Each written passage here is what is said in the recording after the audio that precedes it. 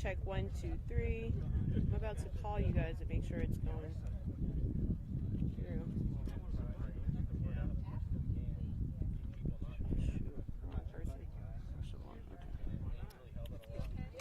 Yes, I'm just doing a mic check for them back at the station. Okay. I was like, if you want. Let me get out the way. Governor, you look different. You like the new hairstyle? Is it your hair? Okay, can you mic check 1, 2, 3, mic check 1, 2, 3.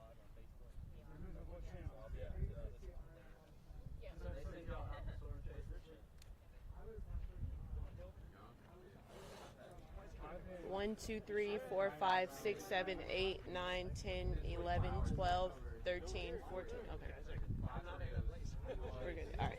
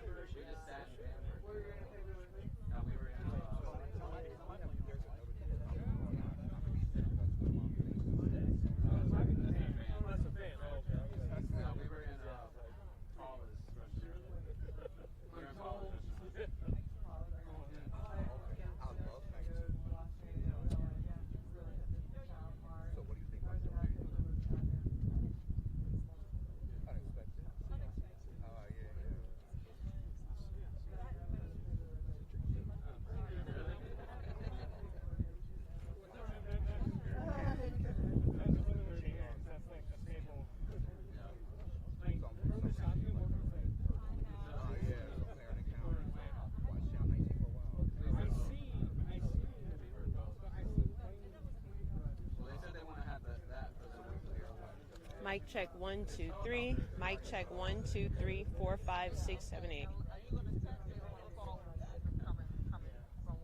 I'll probably just call. Okay. Yeah. All right. Because we're going to start. Okay.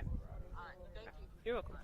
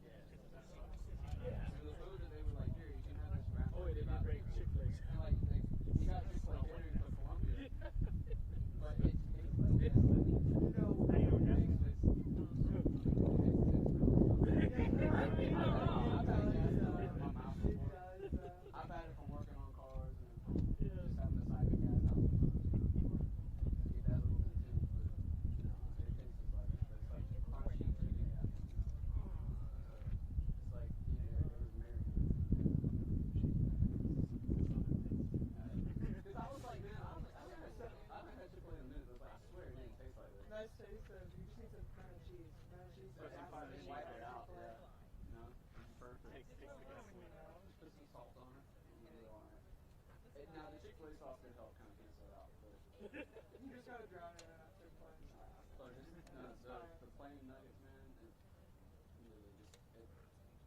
it tastes and just kind of swirl. I'm pretty sure Chick-fil-A doesn't taste like that.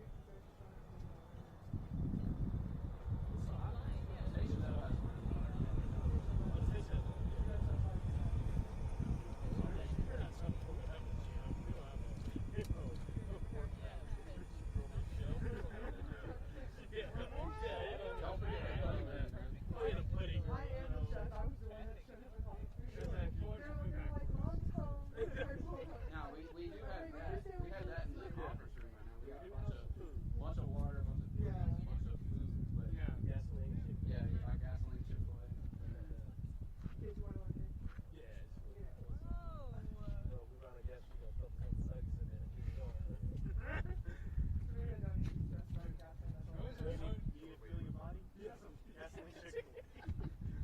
Gasoline Chick-fil-A, and then get a gasoline car and can drive. Put the Chick-fil-A like it's in your car. And it soaks up and all the oil it takes. It's all in there. Yes, right there. You got an oil change in? No, Yeah, right honestly, there. yeah, you need to get your gas up from the Chick-fil-A.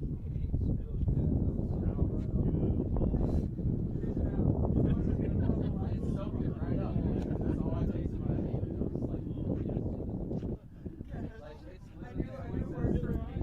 Literally, if someone says the chicken is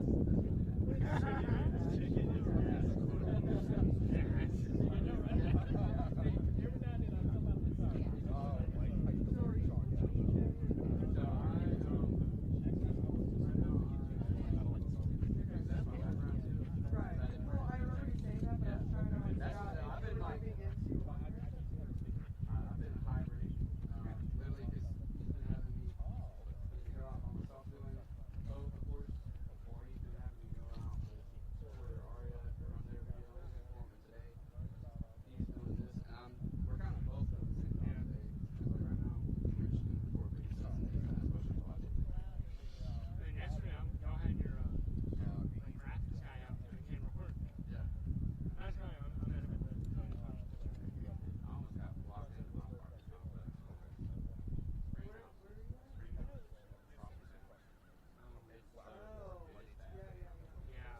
They've already cleared some things up, but there was one lady. There was one lady who was actually blocked into her house.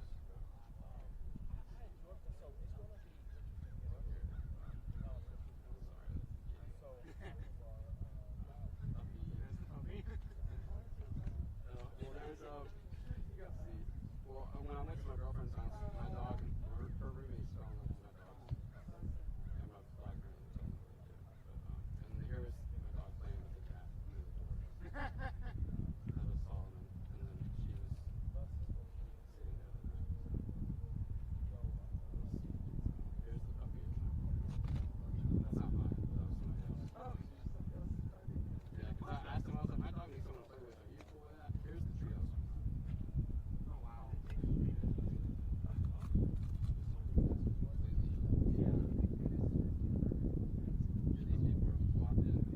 I interviewed, so when we went out and interviewed Damage,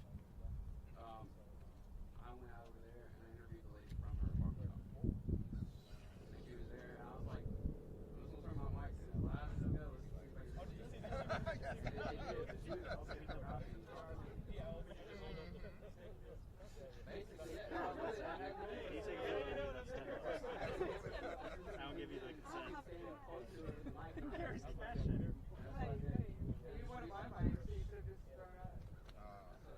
See, that's what I was.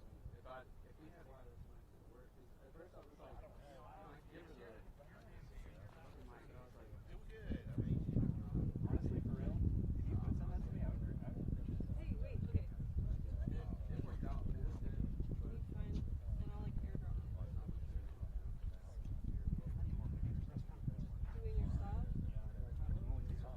it's not much better. Doing your stuff? I know, right? So y'all knew I'm like, Wait, was that you? y'all took the interstate.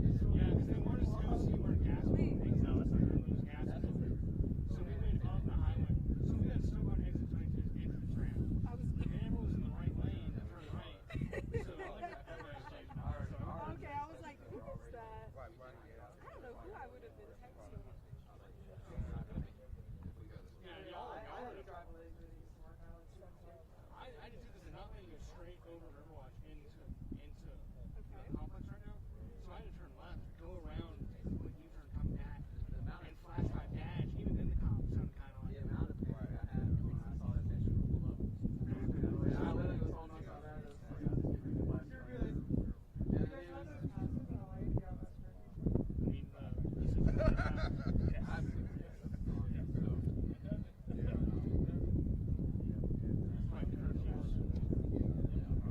My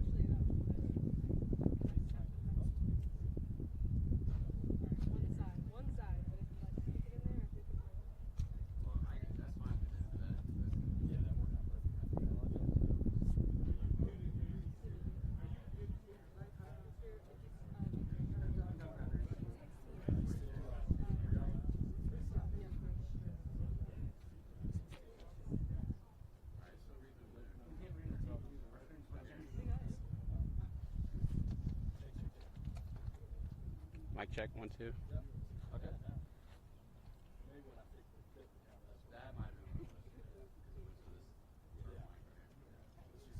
Which makes sense because, you know, it's not going to need that external mic. It should be solid to go that way. Oh,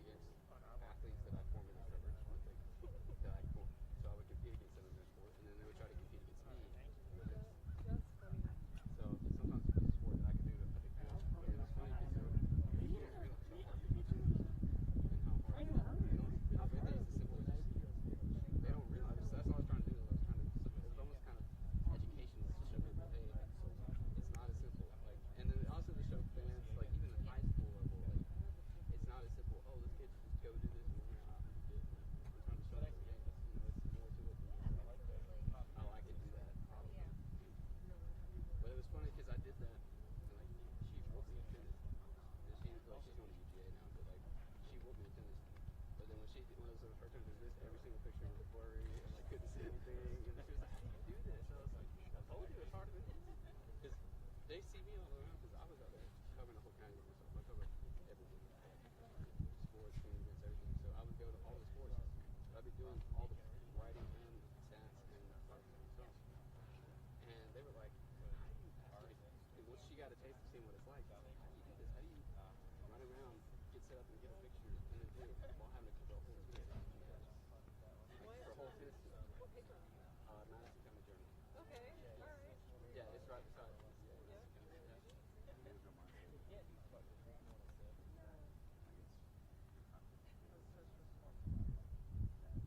So actually, what I would do, it was different for each sport. Football, I would go to the notes app and look more because I wouldn't have one. I don't have time to hold a camera and a pencil and a paper. So I could do this, type on my phone, or I could have this on my neck, type on my phone. What I would do is for each game, I go to the notes app and go down. Lower is underlining first quarter, second quarter. Space in between, and then what I would do is I put the number of the player, if it was like a touchdown, how many yards Just talking about pass how or good run, it the touchdown or not, the plays, they get whatever. Do that. Timestamp it where it was in the quarter, and then I put down the distance. And so, and I would, if it was touchdown, then I put the score underneath it. And I just did that for each one. So as soon as I would run, get a picture, grab it, run to the end zone, type in it, set up the end zone shot, or set up the and then I would do that. And then for tennis, tennis is easy because you know they keep track of it. Soccer, but I would do the meetings. And like that's, I mean, that's a good thing. Like help you with all this.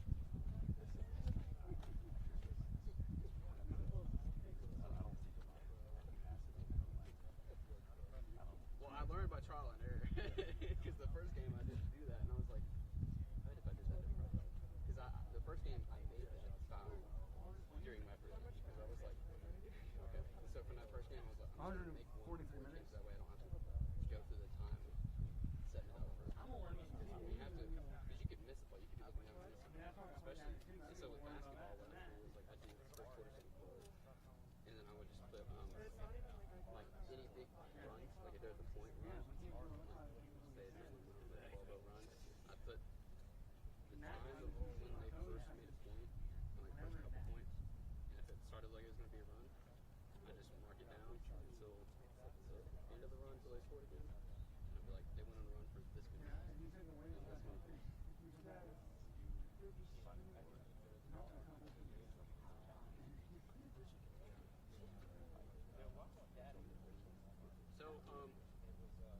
So, that's, I would, normally I didn't have to use flashes. I didn't have to, but I didn't because but like I shot a wedding past week, and I told them, I told him, I was like, oh, I'll get you set for the week. You know, like, I texted him yesterday and was like, hey, I'm not power. I was like, and they're cool with it because it was a small wedding.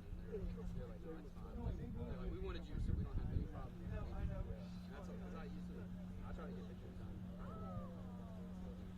The way I do pictures is I give people access after I've gone through the limit of questions. Because I don't like putting a limit on how many because I feel like I feel like if I put a lot of time in the back of my head, I will be thinking, oh, I got enough. That's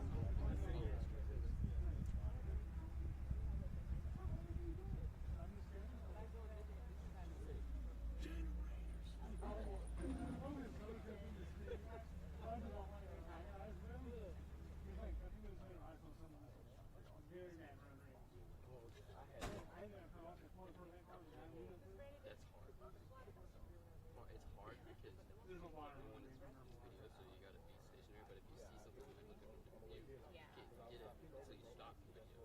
When you stop the video, you can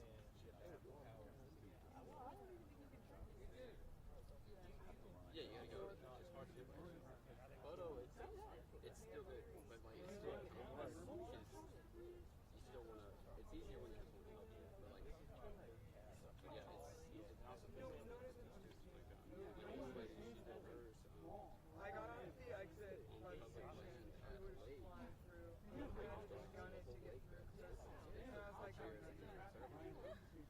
it took a long time to but the ground was all like, so it looked like they were actually on the beach. But it's completely freezing now because it's technically a park because the lake just receded. They just had more area. So they put all their stuff there. We swept rocks out of the way to make sure nobody was walking up and down, walking through the wheelchairs. And while we were doing that, I had the idea of like, hey, let's just make a path of rocks on the side. I think I actually.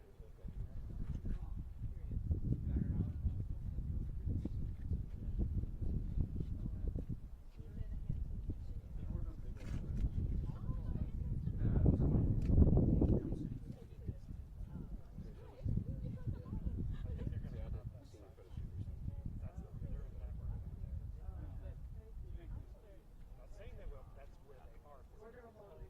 Yeah. Feel free to blame me. And Cameron's one of that. Not just wise. I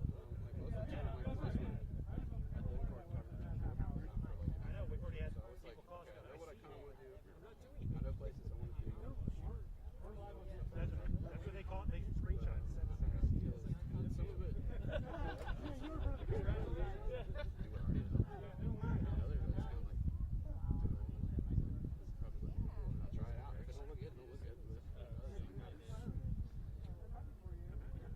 So I do Lightroom and then some. I tried. So first of all, I try to get it as right as I can. Yeah, that's my number one priority. It is as good as I can. It can as possible. For sports,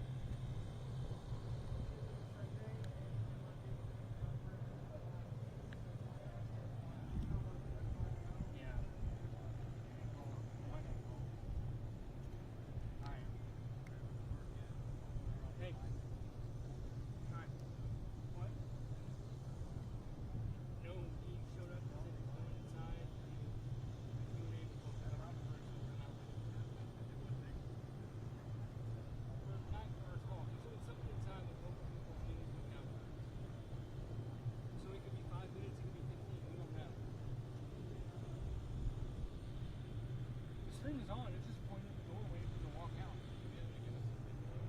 Yeah.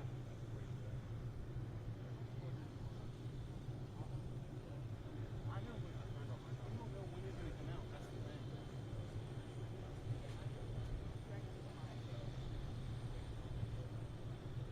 Boy, it could. You wait inside to do something like on the phone or something.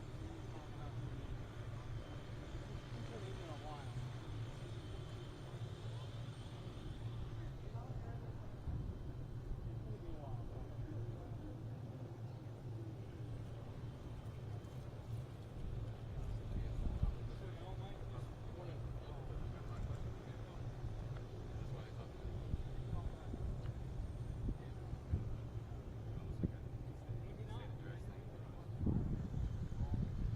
We went in the left lane and we managed to get up to the front, and then someone managed to let us in.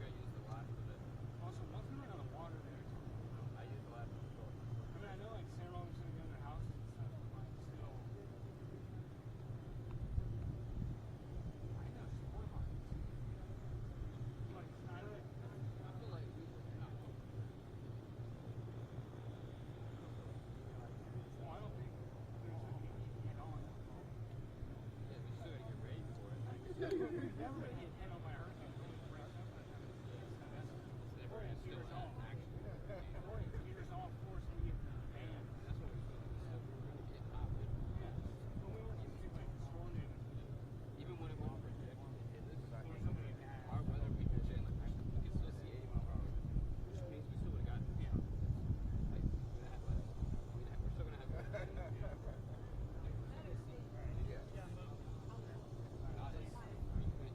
I think we're still gonna get hit somewhere.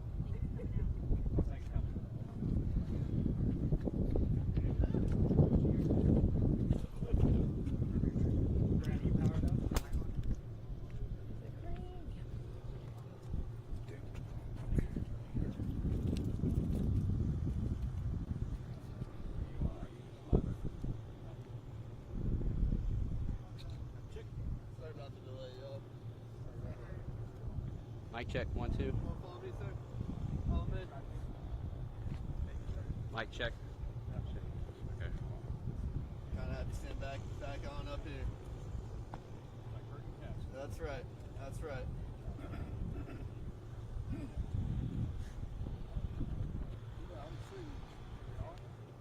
Hold on a second. Yeah, let me try. I'm gonna try turning it on back on real quick. All right, mic check. Perfect.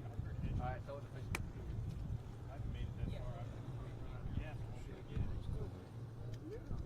All right, it's too late.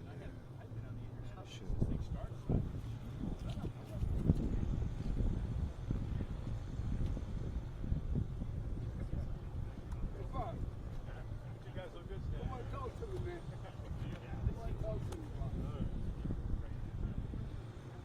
Appreciate y'all. Just follow directions, right? It's really loud. Yeah, it doesn't need to be that loud. It'll look on there, but it'll be over.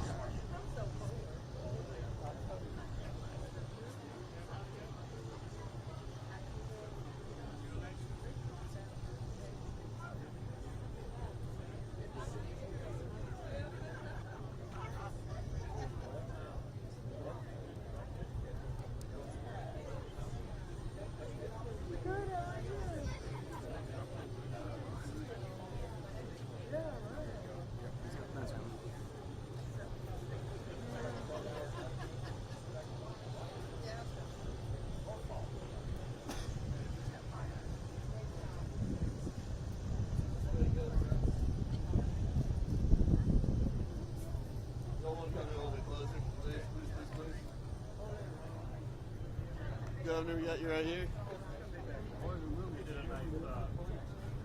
That's out. Fill on in, fill on in.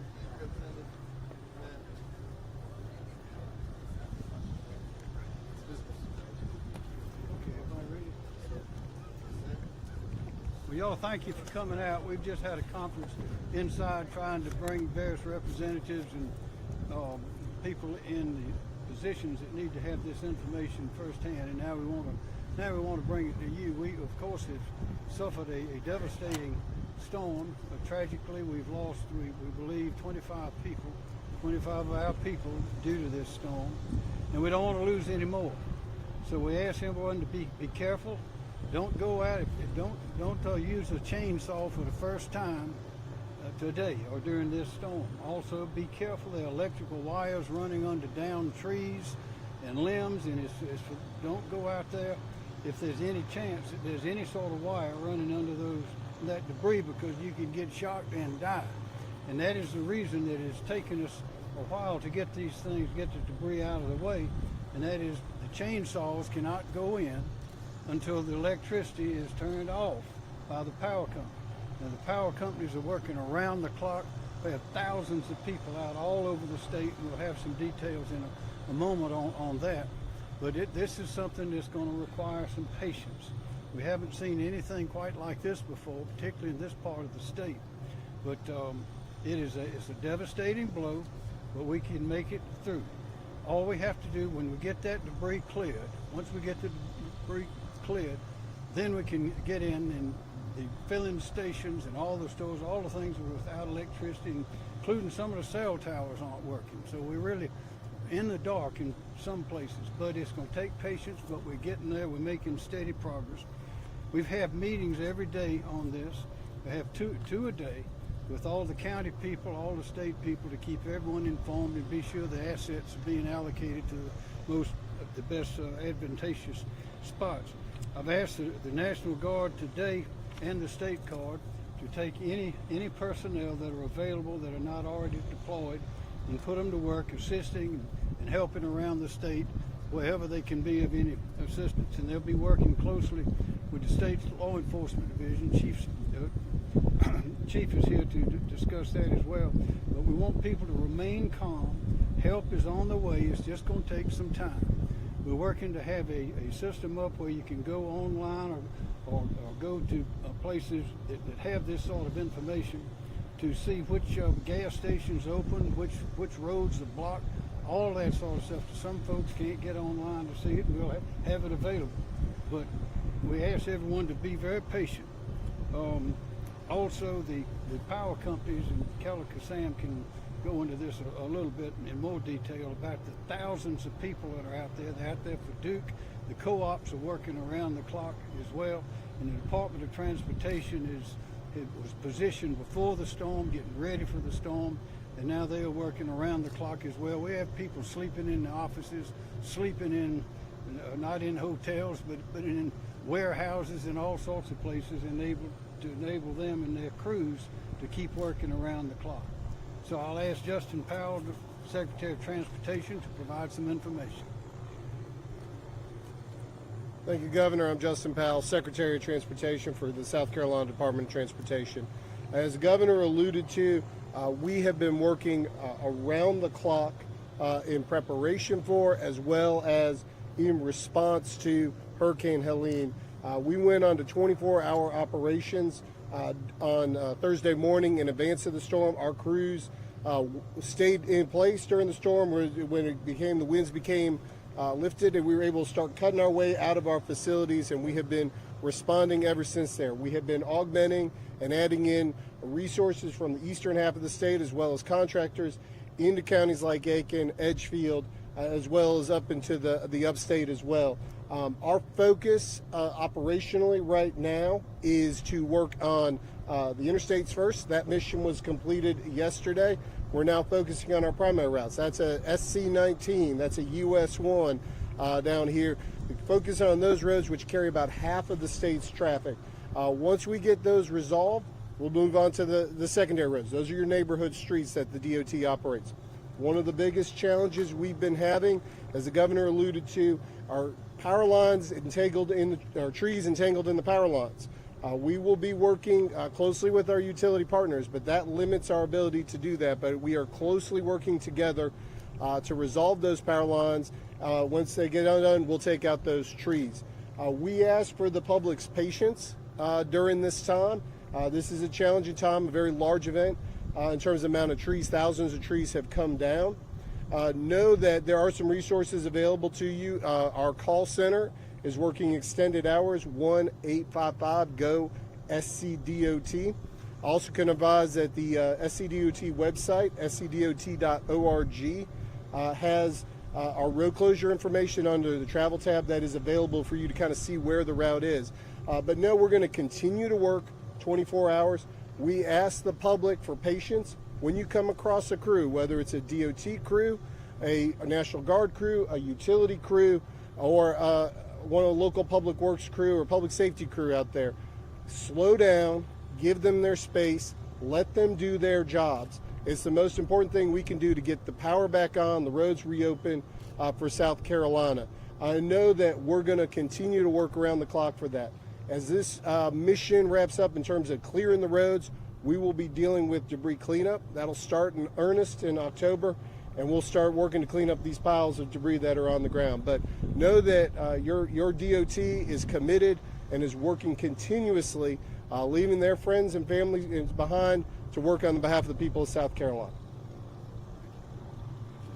Just for a matter of perspective, when the storm hit, we have 3 million customers, major customers around the state. 3 million. Right after the storm, we had 1.3 million outages. The next day, we had 1.2 million. As of this morning, we're down to less than 900,000. So we're making progress, and it'll speed up as we go forward because we're getting those trees out of the roads and off the power lines. Chief Key. Good afternoon, Mark Keel, Chief of SLED. Just want to say that since the beginning of this storm, we've been in constant contact with all of our law enforcement partners. We'll continue to be in touch with them daily, making sure that they have all the needs they have to keep the community safe. Again, we are deploying people throughout the state of South Carolina, and we'll continue that. We have deployed people from all over the state, from our coastal areas into the Midlands and to the upstate, and we'll continue that along with all of our state law enforcement partners, DNR, Triple P, the Highway Patrol. So again, sheriffs and chiefs, if they need anything, all they need to do is call us at SLED, and we will be there to try to help them and make sure that we keep the public safe during this period of time.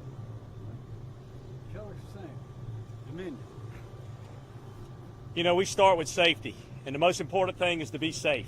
Stay away from down power lines. Don't go out and try to cut a tree away from a power line. Usually they're under tension. The lines are under tension if they're there on that tree. And when you cut those limbs off it, it lifts up the weight and it's going to spring back. If it springs back, it can take your head off. So be careful. One of the most dangerous things our linemen do is cut trees. So be safe. They've had a number of visits of folks with carbon monoxide poisoning to some of the various hospitals around South Carolina. Do not run a generator inside. Don't have a grill inside. That's something you need to do outside in that regard. How are we restoring power? Well, you see that helicopter that's whirring over there. It's got a big saw on the bottom of it. It's already gone out on the transmission lines and it's patrolled. Now it's come back to get the saw to cut the trees off those transmission lines. We have to restore transmission. Then we have to restore the substations. Those are the fenced-in areas with the breakers that bring energy to your subdivision. Then we'll focus on the main feeders, and we'll get the filling stations, the restaurants, the grocery stores back to return people's lives back to normal. And then when we finish with that, we'll get down into the neighborhoods as well to get everybody back on.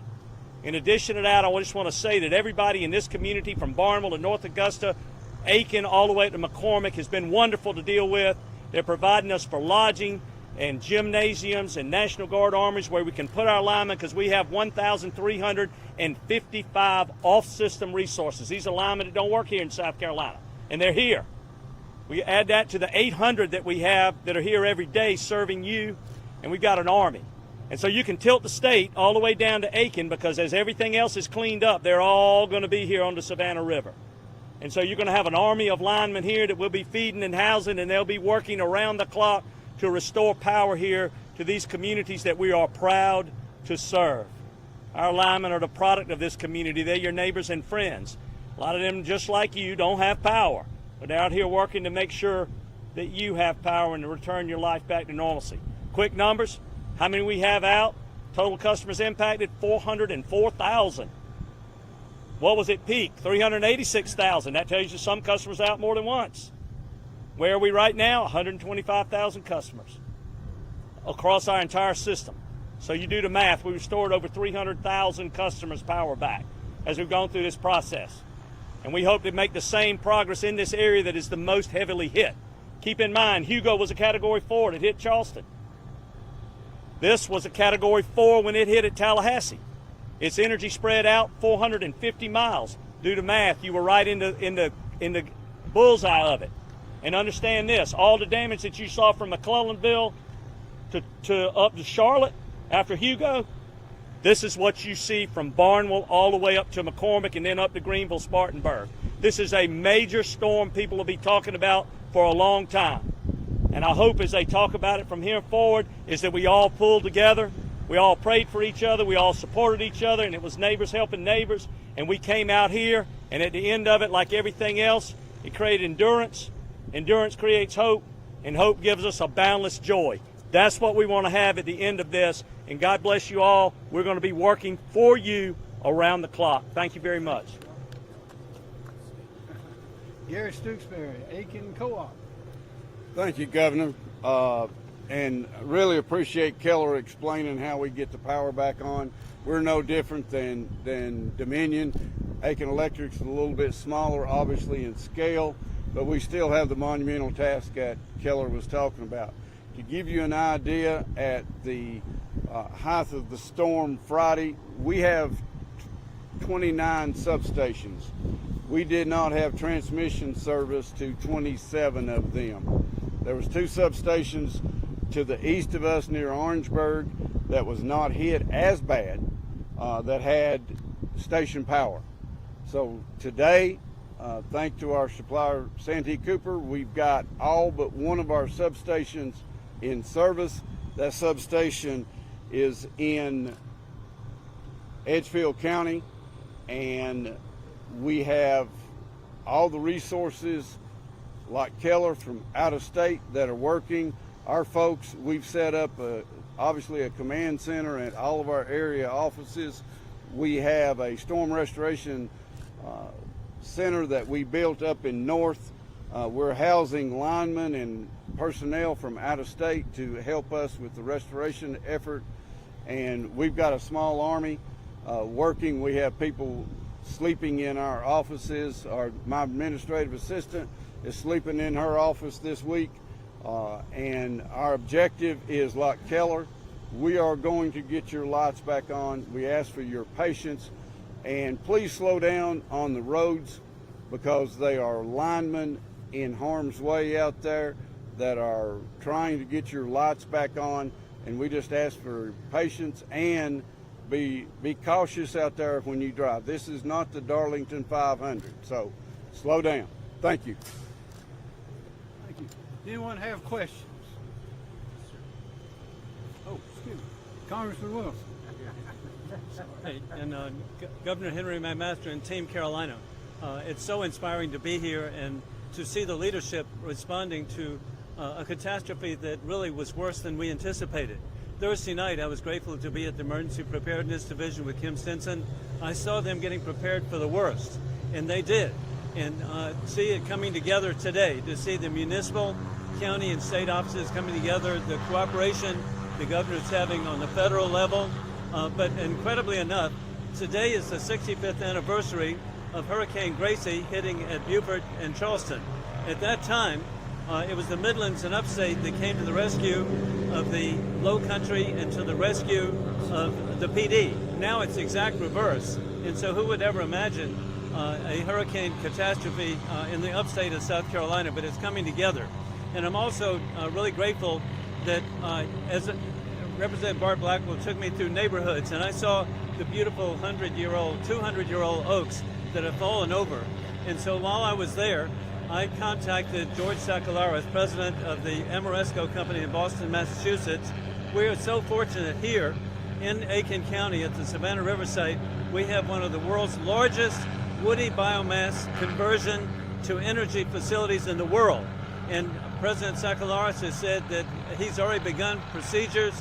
Just as the ice storm 10 years ago, they are ready to help and remove the debris and convert it into energy. And so people are really coming together, and I'm just so grateful to represent the extraordinary people of Aiken and Barnwell counties. Thank you. God bless you.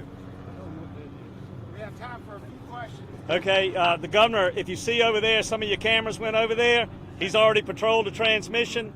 There's 16 saw blades, skill saw blades underneath that saw. And I promise you, he can put some limbs and debris on the ground. And so we use that in tandem. So he's observing, but at the same time, he's cutting these pine trees that are laid up in the line. And man, it's an efficient way to do it. That's technology at its best. Thank you. Okay, any questions? Yes, sir. Speak up, please, ma'am. Did you guys send a lot of help to Florida? You know, the media, that's important. You know, everybody gets on social media. I don't have Bookface or Twitter, and I'll just tell you that, you know, there are a lot of rumors. People say, well, people take advantage of people like this with price gouging. People take advantage of people when they put ridiculous rumors out there on the web. And the first thing is, with mutual assistance, we got together for our first mutual assistance call on Wednesday before the storm got here on Friday. And those that were going to be affected, they put in there, we'd like to have linemen. We want them to be sent our way. We got on that call to participate in it with Southeastern Electric Exchange, and we were asking for linemen to come to South Carolina. So maybe people saw bucket trucks going to Florida, but they were coming from other northern states that had nothing to be in the path of this. You know, people come up with all kind of things. Somebody said a rumor on social media that our folks were out with, you know, we weren't paying our linemen overtime, so they quit. They're not working anymore. Totally a fabrication. Fair Labor Standards Act. So you just got to avoid all those rumors, get it from a credible source so that it's fact-based instead of rumor-based. So we sent no linemen anywhere outside this state. We were just waiting on what's to come, and now we've added those other 1,300 resources so that we can get about the business of returning people's lives back to normal. Thank you. Thank you. We've got to get him to Greenville right now, so appreciate everybody coming out. Thank you very much. Thank you very much.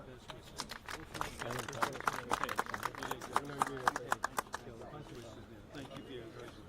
Thank you. And I look forward to seeing you. Thank you so much. Appreciate your leadership in the hospital. Good to see you, Congressman. Be safe. Oh, good. The other day I was not. No. Patience is not my forte. You will be mentioned shortly on Facebook. When I saw that number 92. I think you're right. Helicopter.